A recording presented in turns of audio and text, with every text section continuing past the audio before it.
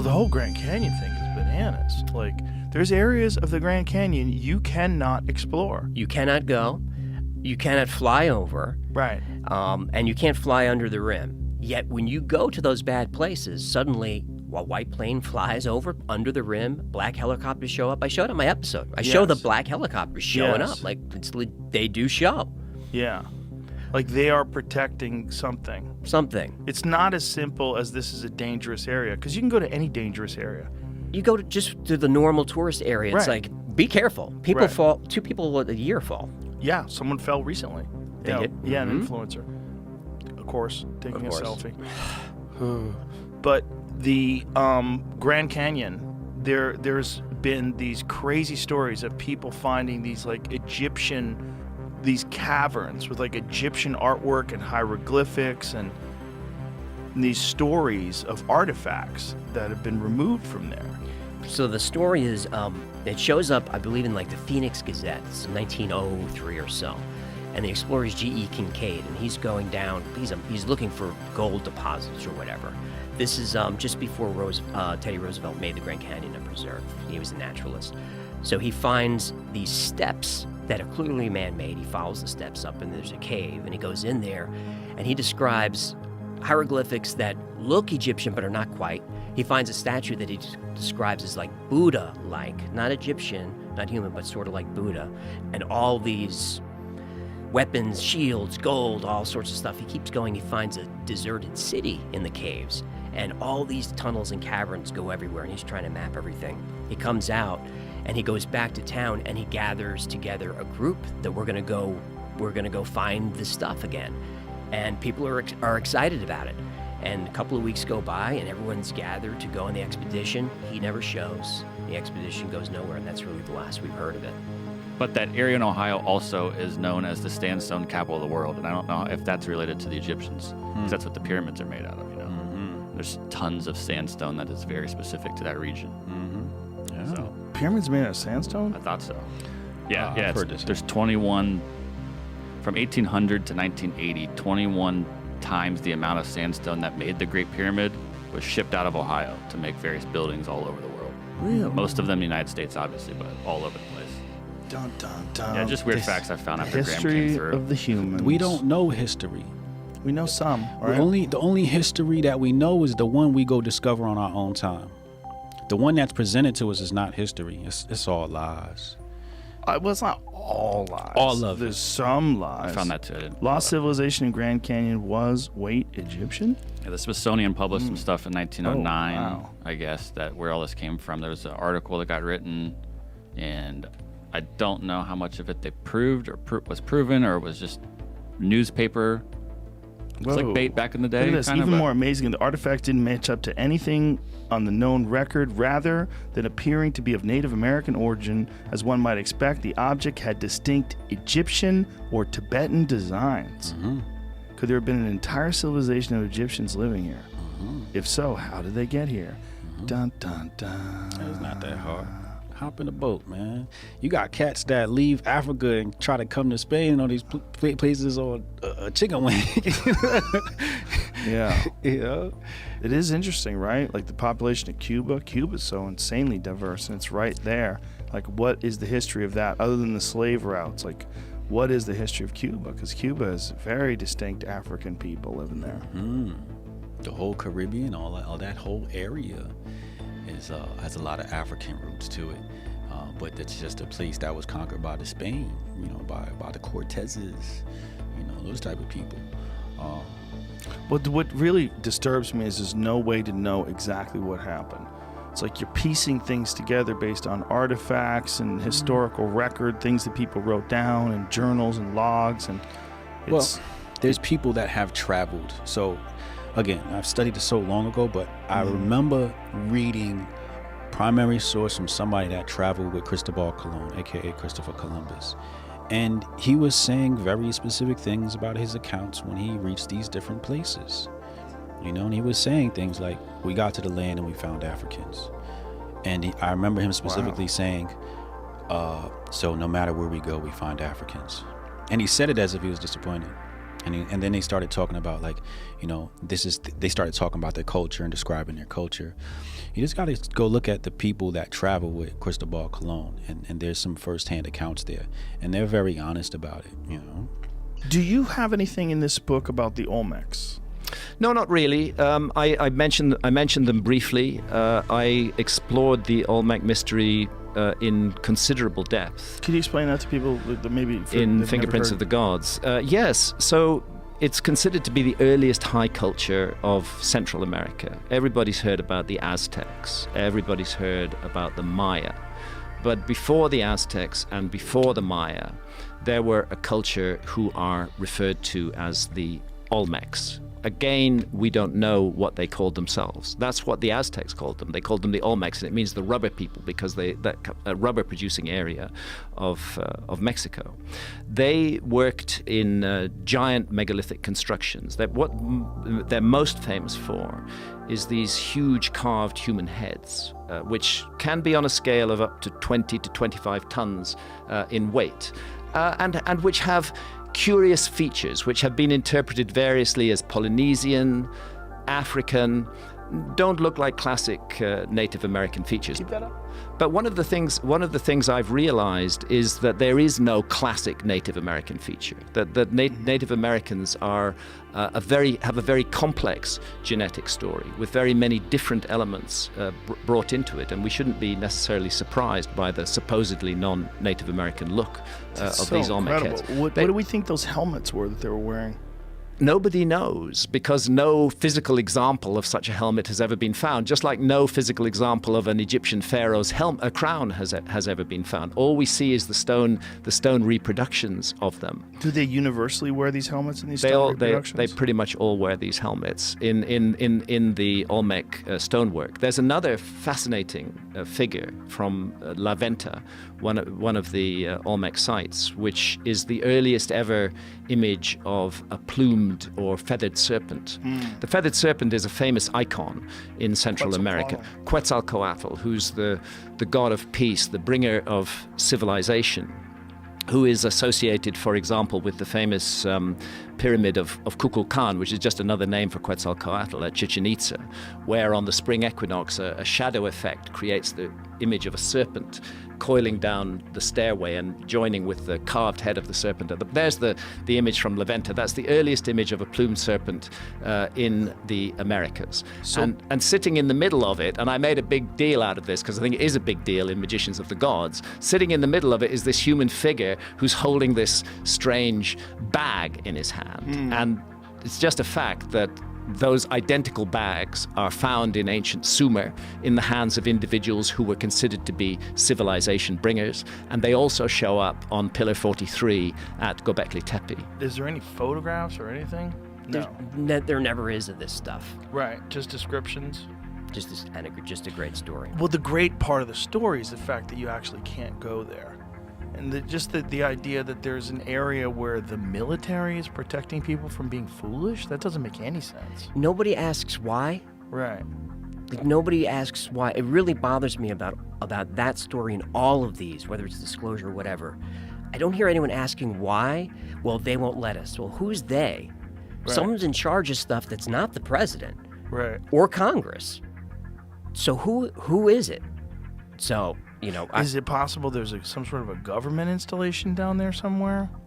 You know, it's all going to be woo-woo conspiracy stuff, or it's real, or G.E. Kincaid found something and someone got to him. But if G.E. Kincaid found something, why would they want to hide some ancient civilization discovery, particularly in the early 1900s? Like, why? For what reason? I don't know why Graham Hancock is marginalized now. Right, but that wouldn't you think that there's like less of a grip on that stuff in the 1900s, Yes. early 1900s? I would think so. Yeah. So my guess would be treasure and money. That would be my guess. Is it shows up in the paper, the government goes down there, like, there's a lot of stuff down here, let's grab it, send it to the Smithsonian, who keeps 99% of the stuff under wraps. They have, a billion items that nobody can see. And then that's the end of it. These channels and pathways that they've found in the Amazon that could not have been created any other way but by humans Absolutely. creating irrigation, humans creating like it appears like grids, like a city grid. Definitely. The Amazon is a colossal mystery, and it's one of the subjects that I explore in depth in America before. First of all, to give some basic figures, the Amazon basin is huge. The Amazon basin is 7 million square kilometers in area. And within it, 5.5 million square kilometers remains almost entirely unstudied by archaeologists. And that's the 5.5 million square kilometers that is still covered by dense rainforest. And to put that into perspective, 5.5 million square kilometers is the size of the entire Indian subcontinent. So it's like saying, we've done world archaeology, but we've just ignored India, you know. We've done world archaeology, but we've just ignored the Amazon. It's the same argument. 5.5 million square kilometers. The view was, again, there was a dogma. There was a preconception. Human beings couldn't have flourished in the Amazon. It's not a resource-rich area. The soils are poor. It's a difficult area, challenging to get to, very far from the Bering Straits. So the view was that humans hadn't entered the Amazon until about 1,000 years ago. And then gradually, little by little, that view has begun to change. And it's begun to change because of the tragic clearances of the Amazon, because the Amazon rainforest is literally being cut down and turned into soybean farms and cattle ranches. And in that cutting down process has emerged things that shouldn't be there at all. For example, evidence that large cities flourished in the Amazon. Enormous cities, which were larger than there was a Spanish explorer who went down the Amazon River system in 1541 to 1542. He was the first European to cross the entire length of South America from west to east along the Amazon. He reported seeing incredible cities, advanced arts and crafts, millions of people, a thriving culture. And 100 years later, when other Europeans got into the Amazon, they couldn't find these cities. You were talking about the genetics of these people that live in Native Americans, that they vary widely. But the Olmecs seem to have very similar features, the thick lips, the wide noses. Why do we think that is? Well, this is part of a curious mystery that is not unconnected to the genetic mystery. It's been known by archaeologists for quite a long time that there are anomalous skulls in parts of Brazil, which appear to show very strongly Polynesian or African features, very much like the features that we see on the Olmec heads. And a number of archaeologists who got into trouble with their colleagues for this have used that to argue many years ago, 30, 40 years ago, that the settlement story of the Americas is much more complicated than we've realized. And what the DNA is doing is it's telling us that there was something really weird happened with settlement. You see, what happened with those African or Polynesian-looking skulls was that they were tested for DNA when DNA technology was not as advanced as it is today. And what that DNA showed was that they were more closely related to modern Native Americans than they are to any other people in the world. So the notion that there was some connection with Polynesia or Africa was dismissed. But now that we have very firm evidence of an Australasian genetic signal, Australian Aborigines, Papua New Guinea, Melanesians, with those kind of features, now that we have the genetic evidence that is found in the Amazon, we have to go back to that old evidence and reconsider it. I might be wrong, but I think Jordan was connected to the Smithsonian, at least according to the story. I pulled this from the Smithsonian debunk, which, I mean, obviously they would if this is the way we're going to go with it, but them debunking this, and they gave two links, one to the original 1909 article and one to a 2008 update, and that's where I was pulling that from. I don't trust the Smithsonian. They're exempt from all kinds of stuff. Yeah. Well, like there's a law passed not too long ago that if you have Native American artifacts that are important to that culture, especially burial artifacts, they must be returned. Unless you're the Smithsonian, then they're allowed to hold on to then you can make a case that you don't have to give it back. How do they have so much power? It's a government agency. Smithsonian is a government. Oh, I didn't even know. I thought it was a private agency. So there's no official story as to why this area of the Grand Canyon is off limits. For your safety, The is all forbidden zone, they call it. Yeah, that's all I can find. That's fucking looking at weird. That's fucking weird. this story comes from the very area that's forbidden. That's fucking weird. I think. What are the odds? I don't believe in coincidences, so. A lot of these stories come from places you just can't go. Has anybody tried to hike in? All the time. Wear Or camo? raft in. Yeah, did they get busted? And busted, yeah, and arrested. Real? Hmm? You could find find online. I wish I knew the names of a team that went up there. That's who found the black helicopters, and I used them in the video. And I credit them, so you can find their videos. They're up there for an hour and a half, trying to find stuff. And what they found up in that forbidden zone is anchored into the ground a giant hook, Right. or like a loop. Yeah. Like, what would you use that for? And that would be to rappel down. That's the only reason that would be there. There's no explanation for what is this. They also found artifacts from that era, from the early 1900s, artifacts that people were there. So it's possible that they rappelled that, like they might have been standing right above that entrance. And there are reverse angles of that rock face that look a little weird. It could be pareidolia, but What's pareidolia? pareidolia is the mind's ability to see objects in random noise. You know, it's something we evolved to, to see predators in the forest. That's why if you see a cloud that looks like an Abraham Lincoln, Right. it's not Abraham Lincoln. It's pareidolia. Smallpox devastated the local population because there was no immunity to it. There was a massive die-off. The cities were deserted. Within 50 years, they were completely overgrown by the jungle, and that's why they were not seen by the explorers who came in 100 years later. But now the jungle's being cleared, those cities are emerging, and we can say that a city like London, which had a population of roughly 50,000 in the 16th century, there were cities of that size all over the Amazon. Wow. Huge numbers of them. And a possible total population of the Amazon that exceeded 20 million people. What? Yes, 20 million. This is the latest evidence from the Amazon. And then you ask yourself, how did they do that? How did they feed 20 million people in the Amazon? Because it's a fact, rainforest soils are poor. It's one of the reasons these soya bean farms are a really stupid idea, because once you clear the rainforest, the land is largely unfertile and you can't grow stuff on it for very long. So how did they feed all these people? The answer was they invented a soil. And that soil has a name. It's called terra preta. Archaeologists refer to it as Amazonian dark earths or Amazonian black earth. It's a man-made soil. It's thousands of years old. It's full of microbes that are not found in adjoining soil. It's based around biochar. And you can take a handful of 8,000-year-old terra preta and you can add it to barren soil, and that soil will instantly become fertile. Emerging from that man-made environment, as well as evidence of large cities, large populations, and this mysterious dark earth, are huge geometrical structures. And again, I go into this at length in America before because I love this mystery. We have in the UK structures that are called henges. I live in the city of Bath, and about 30 miles away there's a beautiful site called Avebury, and another more famous site called Stonehenge. And what a henge is a ditch which has been dug deep, and then an embankment has been pushed up outside the ditch. When people first saw these structures, they wondered if they'd been built for defense.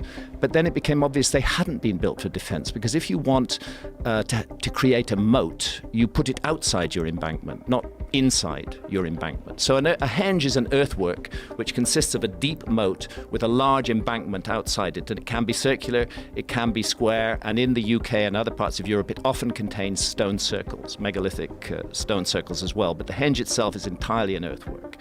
What we find in the Amazon are thousands of henges that are now beginning to emerge from the cleared area of the jungle, and others that have been identified for the first time with LiDAR. LiDAR technology is being employed in the Amazon. It's non-destructive. You can see what's under the trees. What is LiDAR?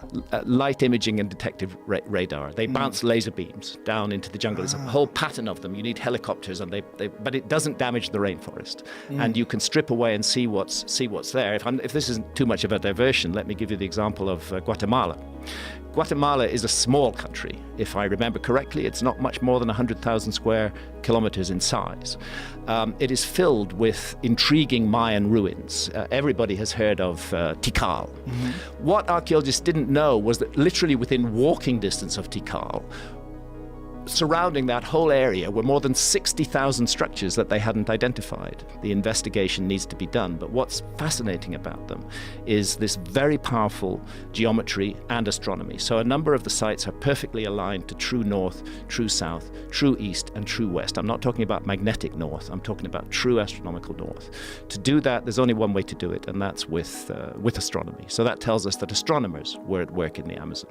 The geometry is very complex and very precise. That tells us that people with geometrical skills were at work in the Amazon. And thirdly, the scale of the sites of hundreds of meters, gigantic earthworks on the scale of hundreds of meters, tells us that this was highly organized project that was undertaken on a very large scale by very large numbers of people. It's a wonderful mystery. The only history that we know is the one we go discover on our own time. The one that's presented to us is not history. It's all lies. If you were to discover something older than that, you'd be very famous. You know, it's like they really looked hard. Elon Musk delves into a groundbreaking discovery that has shocked historians and researchers alike. He found evidence of deliberate burial in a very complicated, difficult cave system, which you can hardly access. I think we're getting very close to rediscovering some of the things that our ancient ancestors were up to. The sudden uncovering of an ancient civilization hidden deep beneath the Grand Canyon. Dad, there's a state trooper over here and wanted to talk to you. And they found these sawed bones, a few of them. We got 15 of them now that they found. Some of these conspiracy theories have turned out to be true. This mysterious find has ignited debates about the origins of ancient human cultures, challenging everything we thought we knew about history. It's all mythology, it's all fake, but in reality, it's not all fake. These people left behind such detailed records and information. In the long list of national parks and sensational places in the world, the Grand Canyon is undoubtedly one of the most renowned and favorite among many.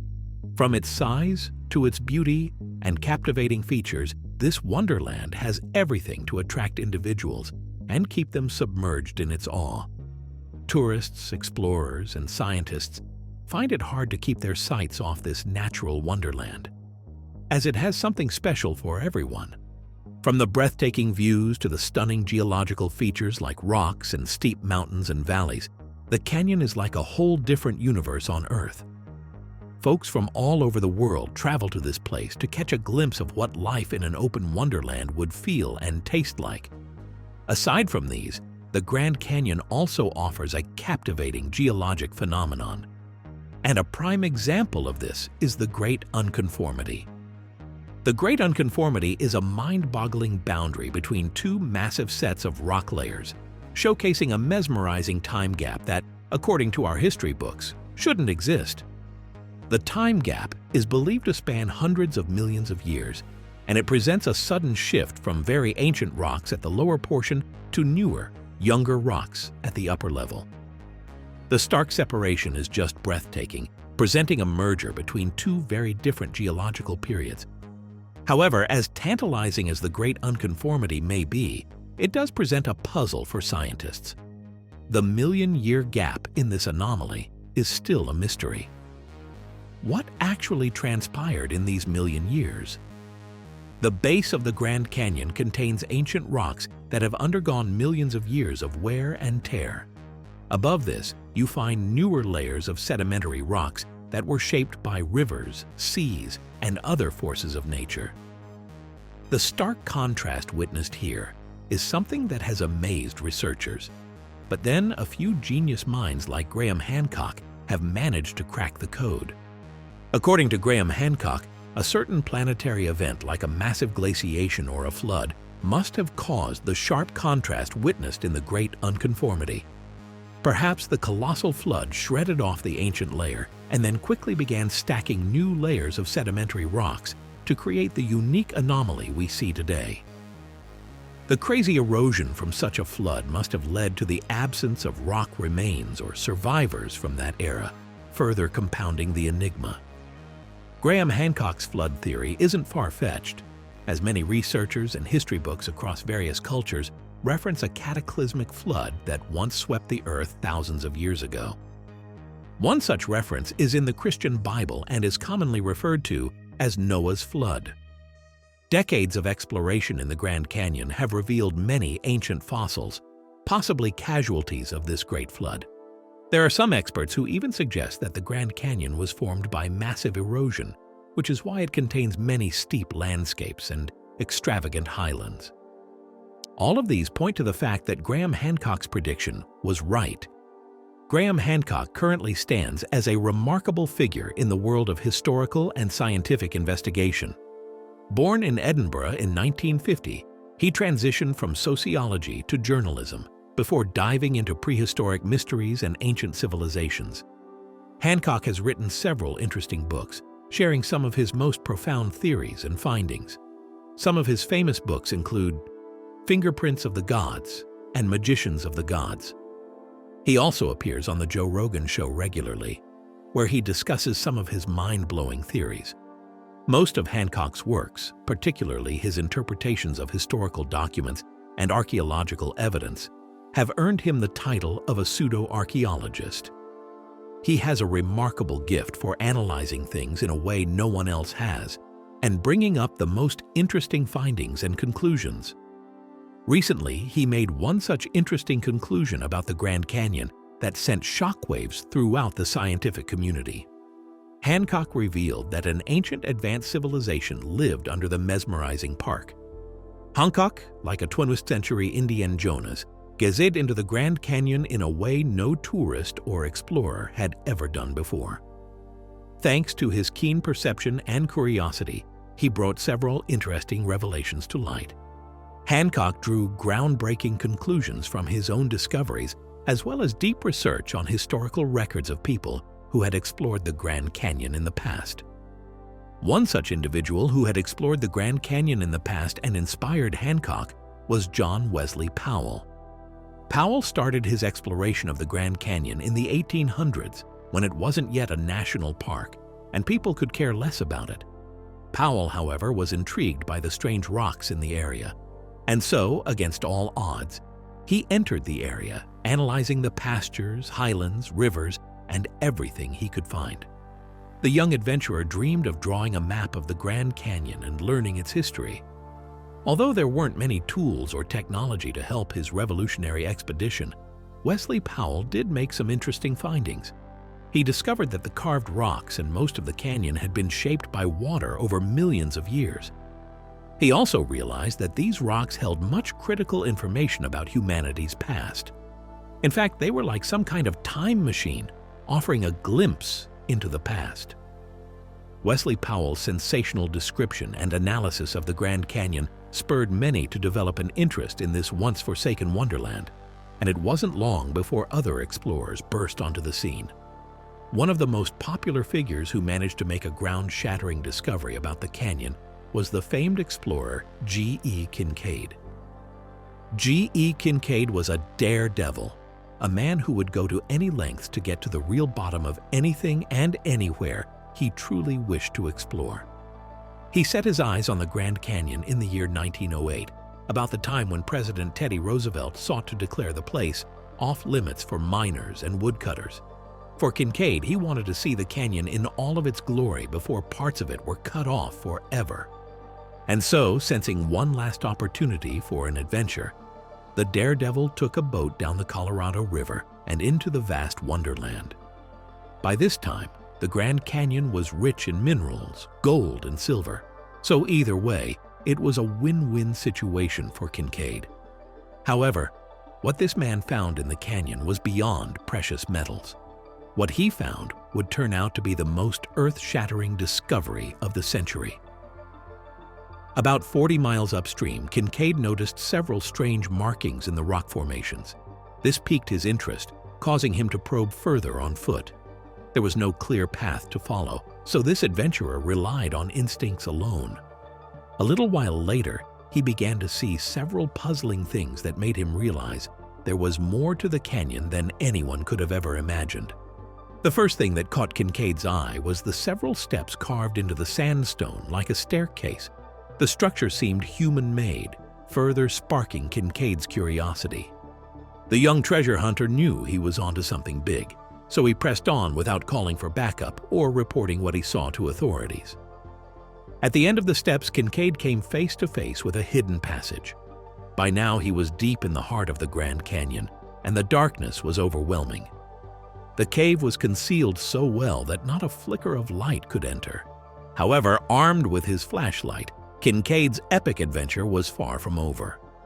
Kincaid zoomed in on his environment with his torchlight, and what he saw left him scratching his head for answers. Right there on the walls were strange symbols and hieroglyphics that he just couldn't explain. They looked so strange, like nothing he had ever encountered. But most of all, these symbols meant one thing: humans once lived here. Diving deeper into the tunnel, Kincaid found more of these enigmatic wall carvings and drawings, and also realized that the passage was narrowing. There were also side passages leading to several rooms with oval-shaped doorways. The rooms had circular air spaces, which Kincaid assumed were meant for ventilation. Furthermore, the walls of these rooms were very strong and thick, measuring over 3 feet.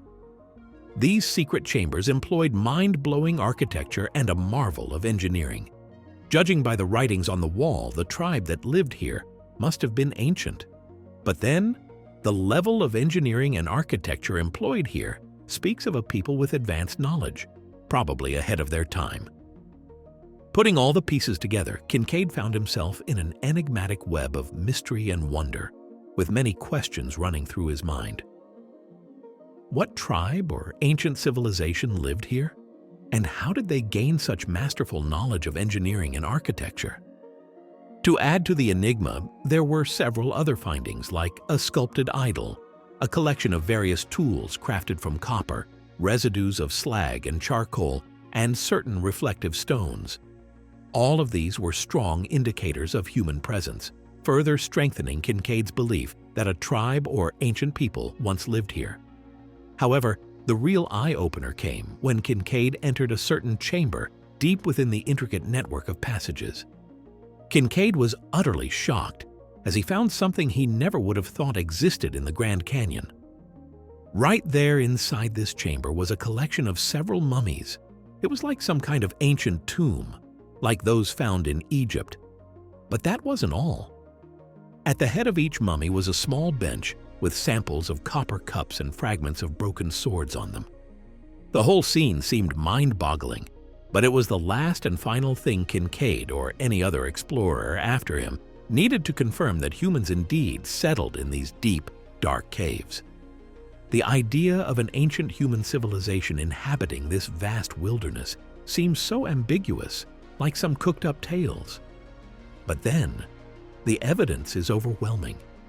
It would be quite controversial to assume that these mummified bodies and all the other stuff found in these caves showed up out of nowhere.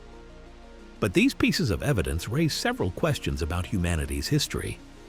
Who were these ancient tribespeople? And what kind of life did they live in the Grand Canyon? Also, how long ago did they thrive here? And finally, what led to their disappearance? The Grand Canyon is said to be as old as 6 million years. Many researchers have shared that the area has been a safe haven for Native Americans for thousands of years. These clans and small groups of individuals built settlements within the canyon and also inhabited its many caves. Some tribes even considered the place a holy site. Until today, certain stories are still told by locals who live along the Colorado River, close to the canyon. One of the famous stories told by these locals is that the canyon was once inhabited by a unique race of individuals who thrived as a single unit. But as time went on, crises and disagreements began to brew amongst the people, and they separated into 2 clans. One clan was named the People of One Heart, while the other was named the People of Two Hearts. Later on, the discord grew.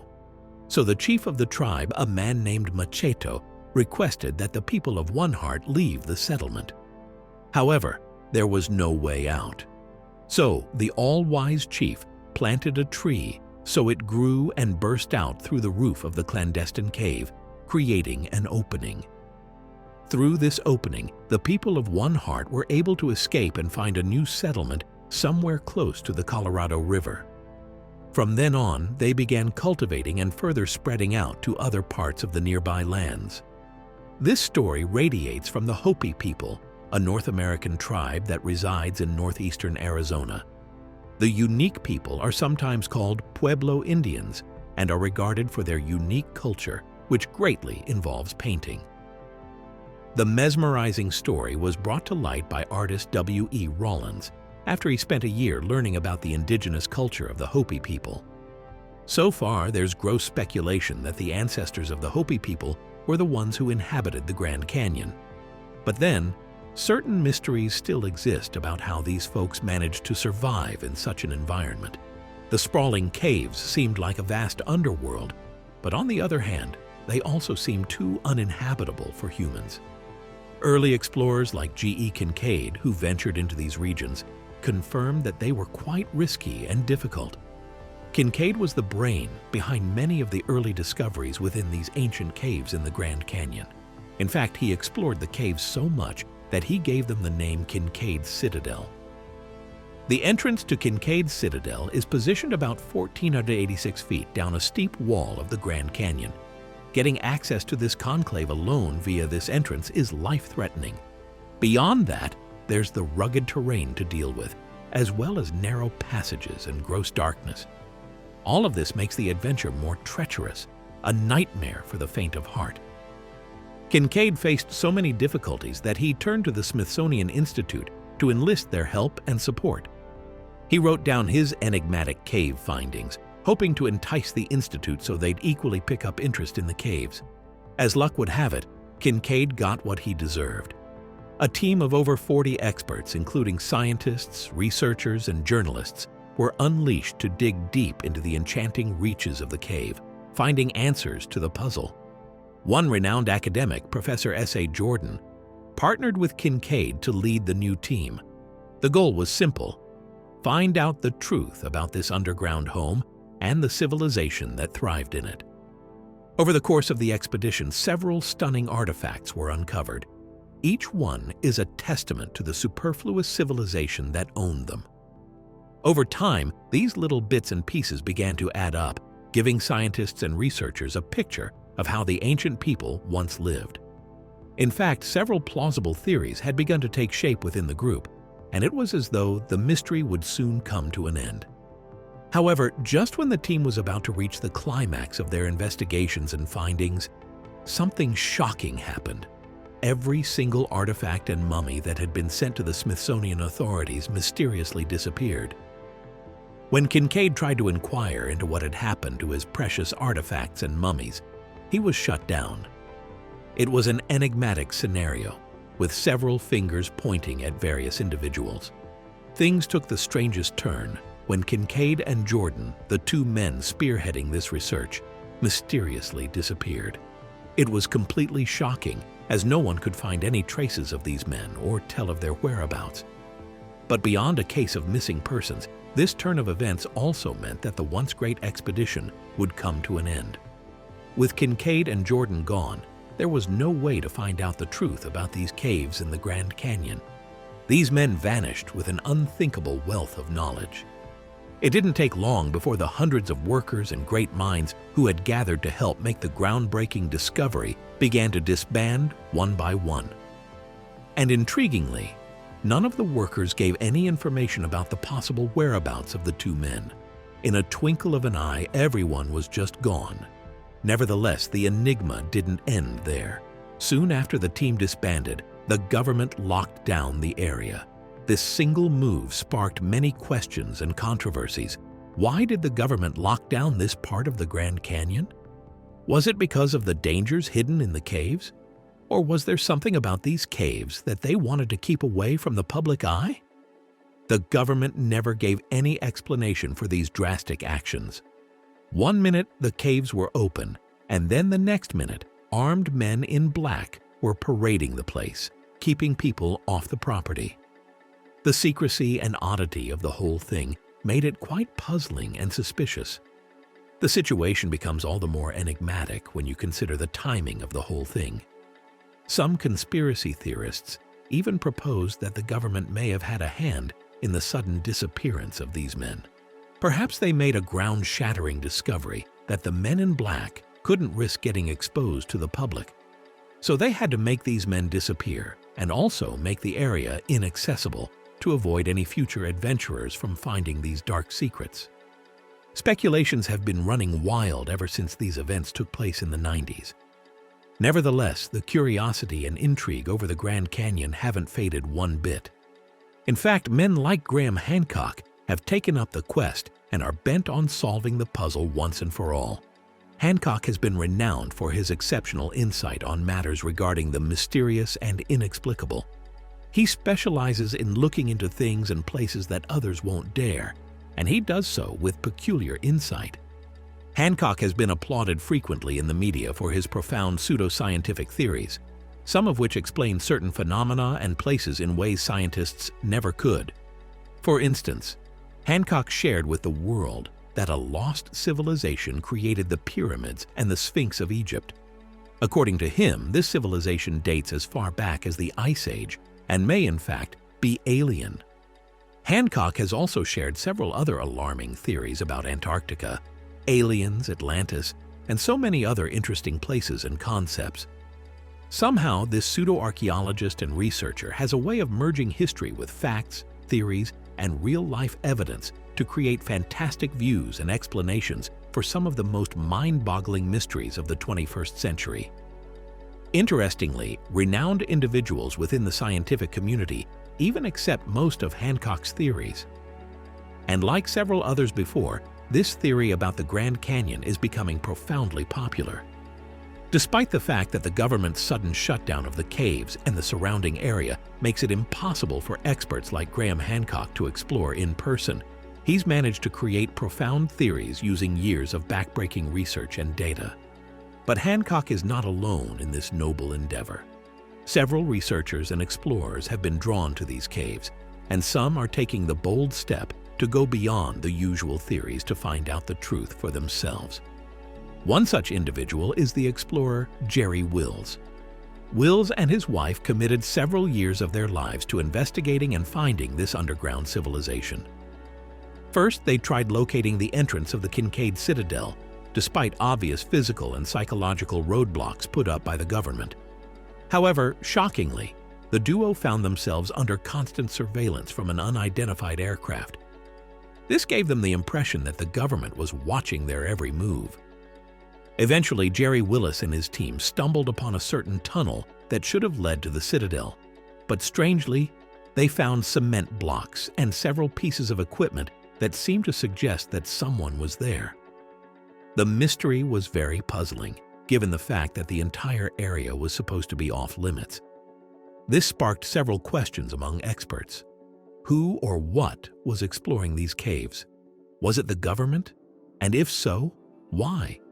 Certain strange yet plausible conspiracy theories have popped up over the years regarding this conundrum. One prevalent theory is that the caves contain evidence or remains of extraterrestrials or aliens. You see, some theorists hold that the ancient advanced civilization that Graham Hancock spoke of may actually be an alien civilization. In fact, there may be remains of aliens hidden in the deepest, darkest part of these caves. The secrecy of the government over the Grand Canyon, especially this part, is one thing that seems to support this theory.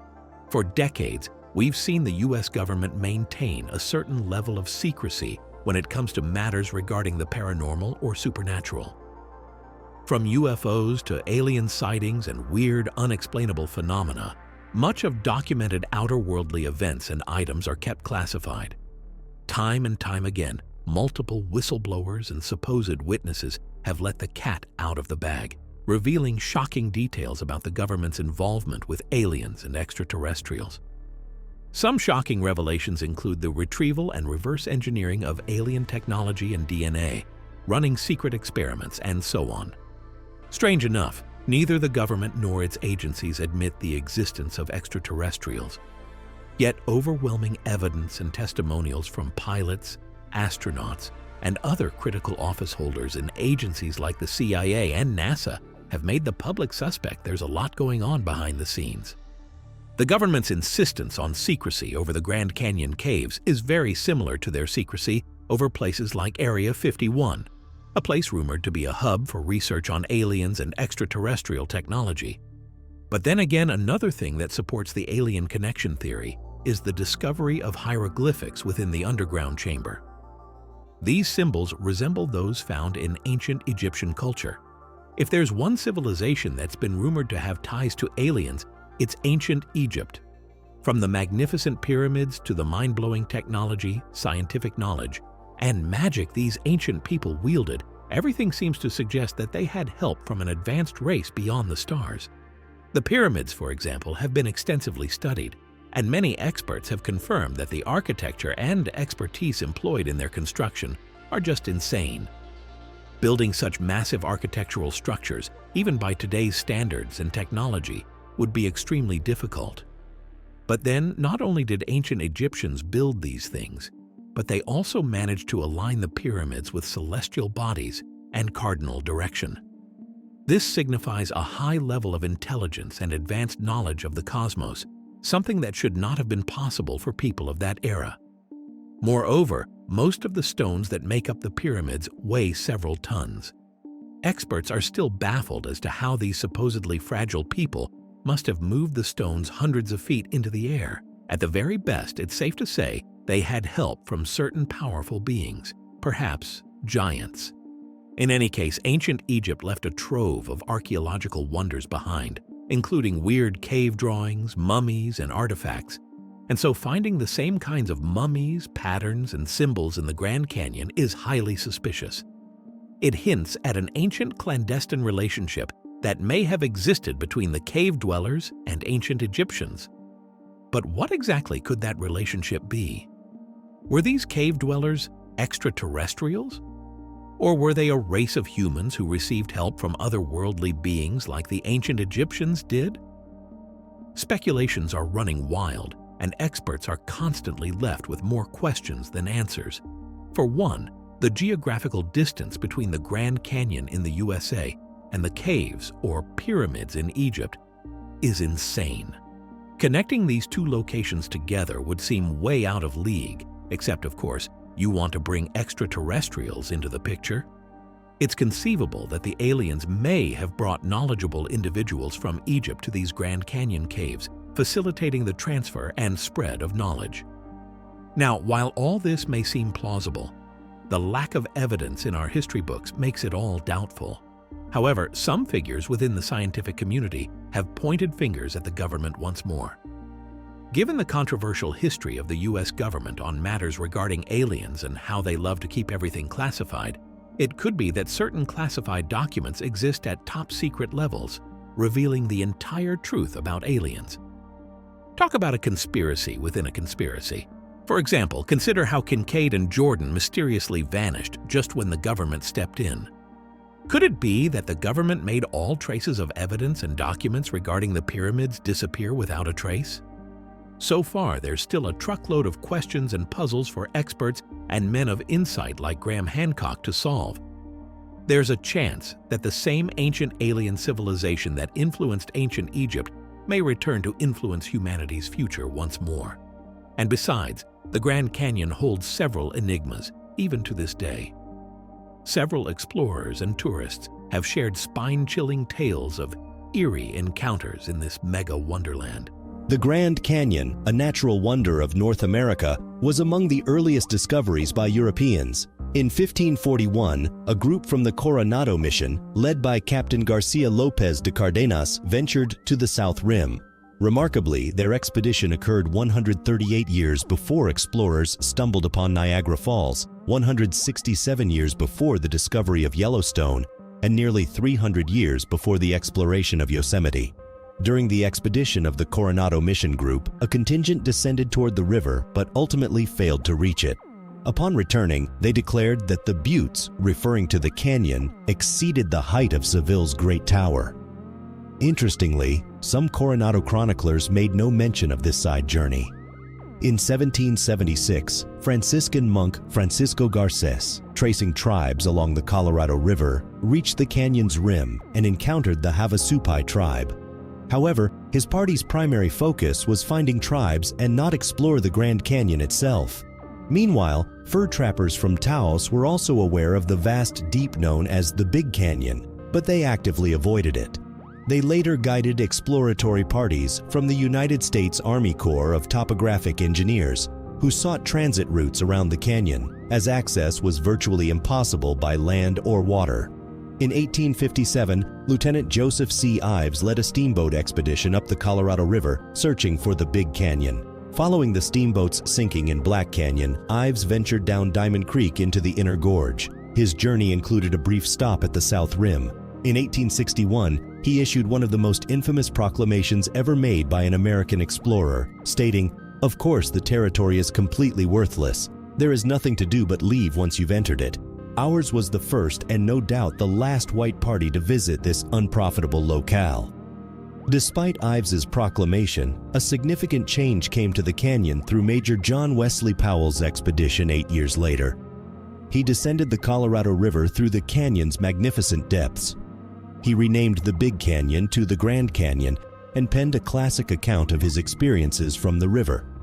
Captain Clarence Dutton contributed an equally iconic account, this time from the canyon's rim, in the first monograph released by the newly established United States Geological Survey in 1882.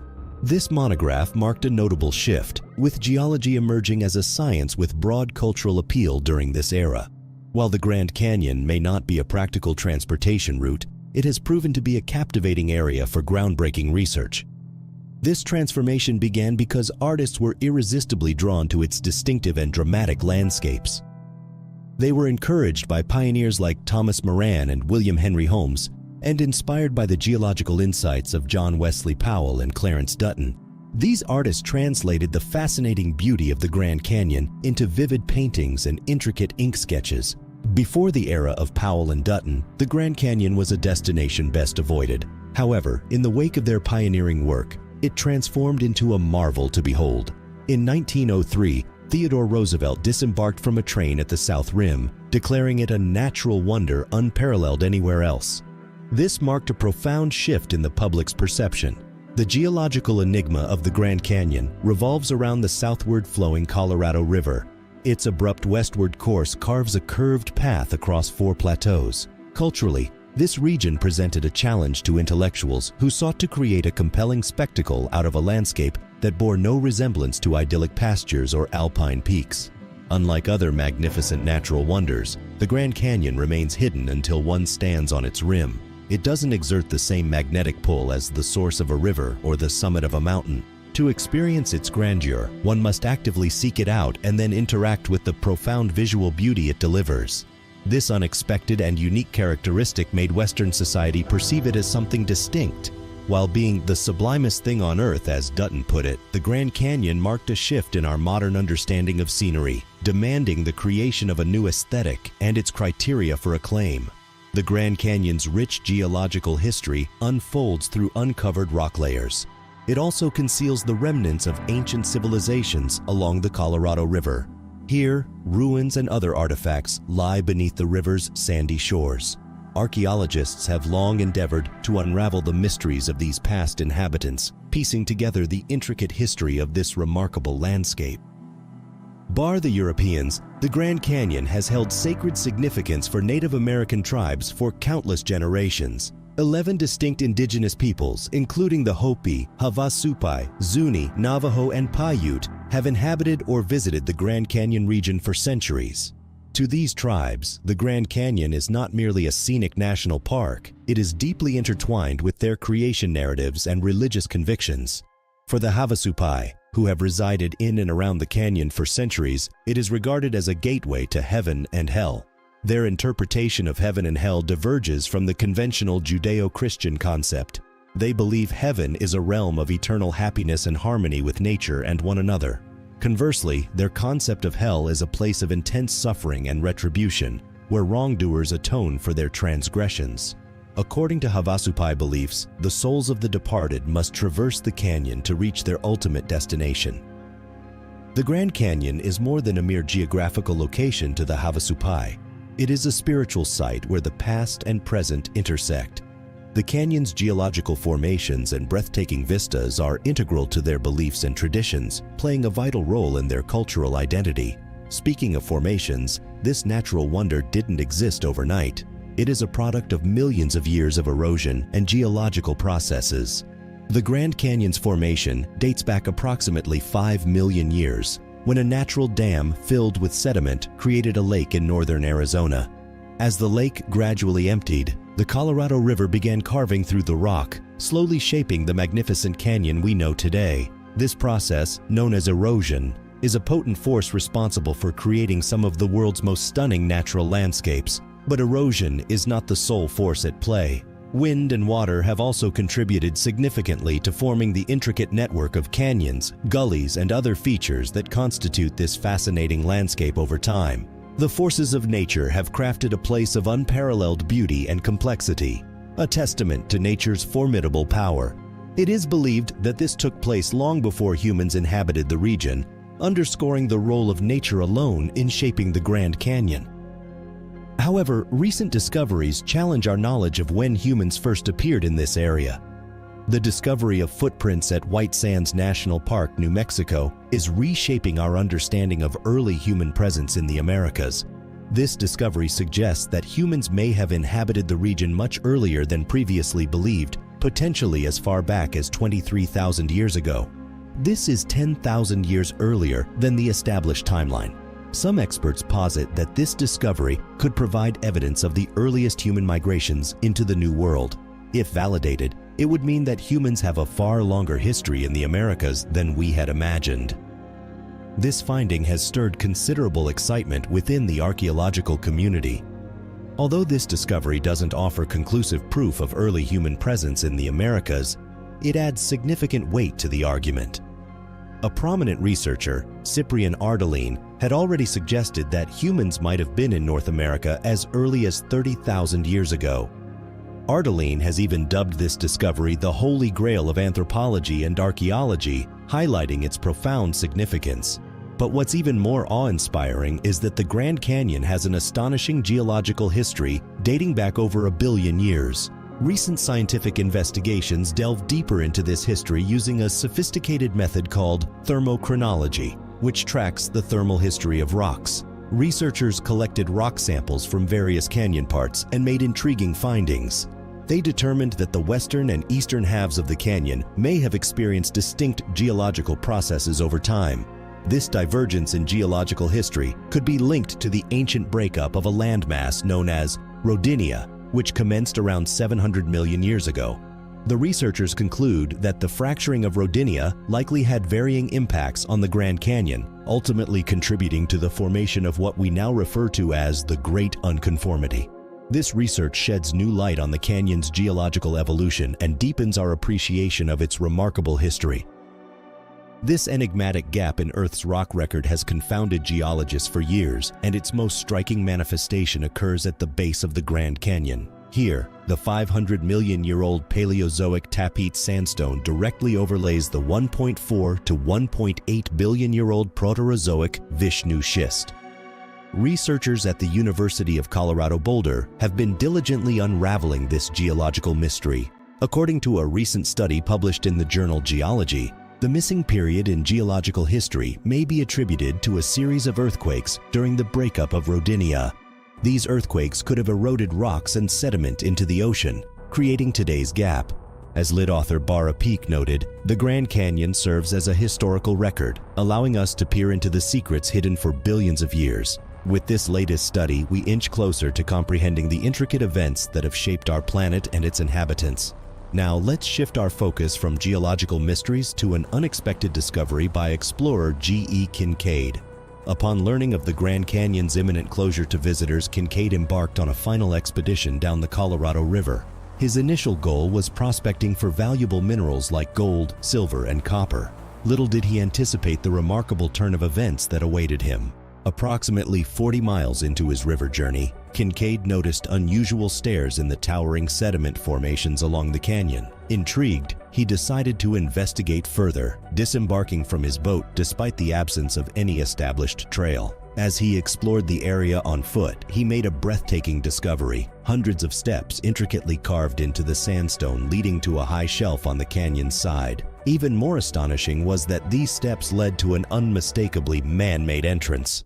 What followed was extraordinary. The entrance revealed an underground passage adorned with ancient Egyptian hieroglyphics. This is astonishing, given that no historical accounts of Egyptians in that part of the canyon existed. Kincaid was astounded. Inside the passage, he encountered a treasure trove of carvings, artifacts, and relics from centuries past, akin to stepping back in time. Kincaid soon realized he had stumbled upon an entire underground city concealed beneath the Grand Canyon for centuries. The passageway was approximately 12 feet wide, leading to rooms as vast as 30 by 40 feet, their walls impressively 3 feet and 6 inches thick. It was an engineering marvel that left Kincaid in awe as he wondered how such a structure could have been constructed. Further exploration revealed granaries with preserved seeds, cooking areas, and an expansive dining hall. What made this discovery even more astonishing were the metal tools made of copper Kincaid found within. It is a technological advancement that seemed anachronistic for the region's historical context. The sheer magnitude of what he encountered left Kincaid in utter disbelief.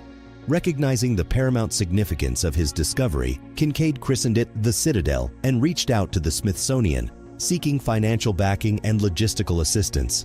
The Smithsonian promptly responded, dispatching Professor S.A. Jordan and a team of 40 scientists, researchers, and laborers to collaborate on the excavation and exploration.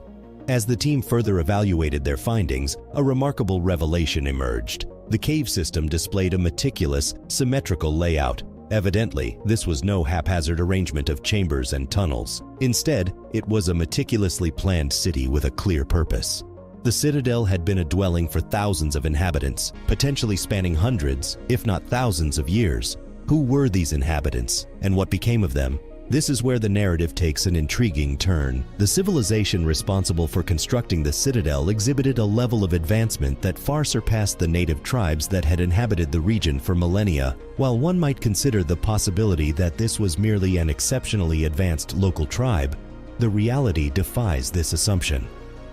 Among the theories proposed by the scientists, some speculated that this civilization could have originated from either Egypt or Asia, a notion supported by the compelling evidence uncovered. The artifacts unearthed within the Citadel surpassed the technological norms of the area, suggesting a connection to distant and sophisticated origins. The nature of the artifacts found across the entire area hinted at the possibility that this might have served as some form of warriors' barracks. Upon recognizing this intriguing hypothesis, Kincaid and Professor Jordan sent crates filled with artifacts and research notes to the Smithsonian Institution to substantiate their findings. However, their thirst for more knowledge and a deeper understanding of this ancient civilization drove them to request additional resources and a larger team from the Smithsonian. They believed they were on the same investigative path, aiming to unravel the secrets of this enigmatic society. Unfortunately, their appeal for assistance was met with rejection. But just as Kincaid and Jordan began to grow frustrated over the lack of support, they inexplicably vanished without a trace. Their sudden disappearance left baffling questions in its wake, and their workforce either dispersed, succumbed to unknown fates, or professed ignorance when queried about the circumstances of their disappearance. Adding to the mystery, the government intervened, forbidding further access to the area. This raised eyebrows, as such an extensive measure seemed disproportionate for people with nothing to hide. However, the secrets didn't end there, as similar cover-ups appeared worldwide. Legends and rumors often contain kernels of truth. Consider, for instance, the tales of colossal skeletons discovered in various parts of the western United States. While these accounts may sound like material from a science fiction novel, some reports suggest their authenticity. In fact, some of the Pueblo cultures in the region have their legends involving otherworldly beings. Unsurprisingly, when archaeologists commenced excavations in the mounds of America's Midwest, they stumbled upon something remarkable. These mounds, located in Oklahoma, were unlike anything found in Europe at the time. It wasn't solely the advanced architecture or the artifacts they yielded, but the skeletons themselves. Specific reports indicated that some of these skeletons reached towering heights of 7 or 8 feet, dwarfing most individuals even by today's standards. Much like the episode with the Grand Canyon, the Smithsonian Institution was summoned to examine these discoveries. However, events often take an unusual turn when they involve the Smithsonian and unconventional findings. While some assert that the giant skeletons were indeed sent to the Smithsonian for further study, others contend there is no record of such occurrences. This has led to speculation that evidence related to these giant skeletons may have been suppressed, concealing the truth from the public. But the conspiracy doesn't stop there. In 1909, the Arizona Gazette published a startling theory that sent ripples through the archaeology community. The article posited that Egyptians had crossed the Pacific Ocean and established a home within the Grand Canyon. The purported evidence suggested that an enigmatic cavern in the canyon, potentially of Egyptian origin, dated back to Ramses.